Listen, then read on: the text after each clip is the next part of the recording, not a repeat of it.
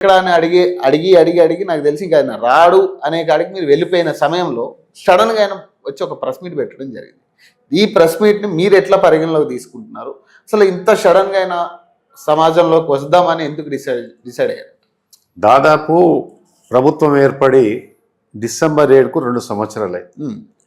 గౌరవ ముఖ్యమంత్రి గారు, కాంగ్రెస్ పార్టీ ప్రభుత్వము ఈ రాష్ట్రంలో అనేక సంక్షేమ కార్యక్రమాలు చేపట్టి అనేకమైన శాసనసభలో కానీ శాసనసభ బయట కానీ ఏ ట్యాగ్ లైన్ కోసం అయితే తెలంగాణ తెచ్చుకున్నామో, నీళ్లు నిధులు నియామకాలకు తెచ్చుకున్న తెలంగాణను గౌరవ ముఖ్యమంత్రి రేవంత్ రెడ్డి గారు పరిపూర్ణంగా వాళ్ళ అమల్లో తీసుకొచ్చారు.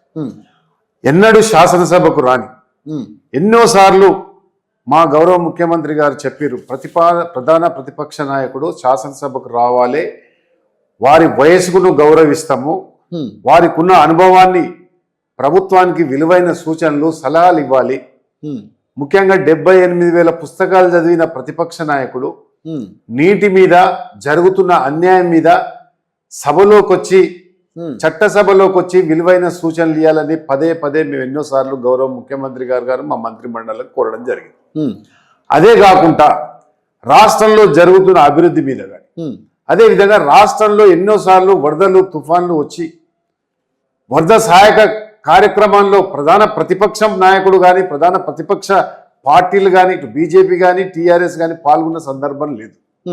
2 సంవత్సరాల ఉన్న పలంగా లేడికి లేచిందే అన్నట్టుగా ఉన్న పలంగా వచ్చి ఒక ప్రెస్ మీట్ పెట్టి తోలు తీస్తా తాట తీస్తా. నేను ఏమంటున్నా పవన్ గారు అంటే, ఆయన వయస్సు కానీ ఆయన అనుభవించిన పదవులకు కానీ ఉద్యమ నేత అని చెప్పుకుంటాడు. 10 సంవత్సరాలు ముఖ్యమంత్రిగా ఉన్న వ్యక్తి, కేంద్ర మంత్రిగా పనిచేసిన వ్యక్తి ఈ విధంగా లోఫర్ భాష మాట్లాడము చాలా సభ్య సమాజము తలదించుకునేలా ఉంది.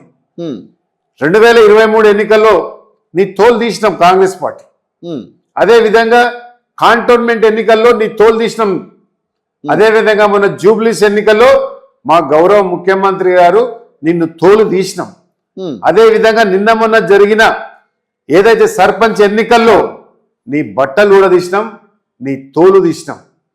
నువ్వు మా తోలుగా తీసేది, ప్రజలు ఎన్నడూ నిన్ను తోలు తీసి ప్రతిపక్ష హోదా ఇచ్చారు.